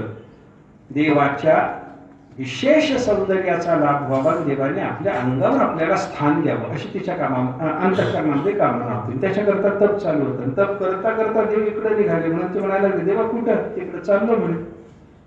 हे सगळे माझ्या बरोबर निघाले, मी येते की देवा? ते म्हणले तुझं तप चालू आहे ना, तिथं येऊन करीन म्हणली. बिघडलं कुठे? ते स्थान तपाला योग्यच आहे ना, याच्यापेक्षा योग्य म्हणले भगवान. चल, ती इथं आली. तिनं ते तप केलं. त्याच्या दिव्य तपाच्या प्रभावानं तिला देवाचं दिव्य दर्शन व्हावं, दिव्य रूपाचं देवाच्या दर्शन व्हावं ही जी कामना होती, ती रोज तप करता करता पुंडलिकाच्या पाराच्या तिथं जवळच तिची समाधी आहे, पुंडलिक मुक्तकेशीची. तिथं ती राहायची आणि तिथून रोज देवाच्या दर्शनाला यायचे. देवाच्या दर्शनाला आल्याच्या नंतर तिला एका दिवशी देवाने असं मनोहर रूप दाखवलं ज्याच्यासाठी तिचं तप चाललं होतं, ते तप फळाला आलं असं तिला वाटलं. आणि ती देवाच्या दर्शनाला, देवाच्या जवळ जेव्हा गेली, तेव्हा ते दिव्य रूप पाहिल्याच्या नंतर देवाला आलिंगन देण्याची तिला भावना झाली. देवाला आपण घट्ट मिठी मारावी असं तिला वाटायला लागलं. पण देवाचं रूप एवढं सुकुमार होतं की या सुकुमार रूपाला मी जर आलिंगन दिलं तर देव चुरा होऊन जाईल देवाचा, असं तिला वाटायला लागलं. इतकं सुकुमार रूप दिसत. मी आलिंगन दिलं तर देवाचा चुरा होतो, ही भावना निर्माण झाली.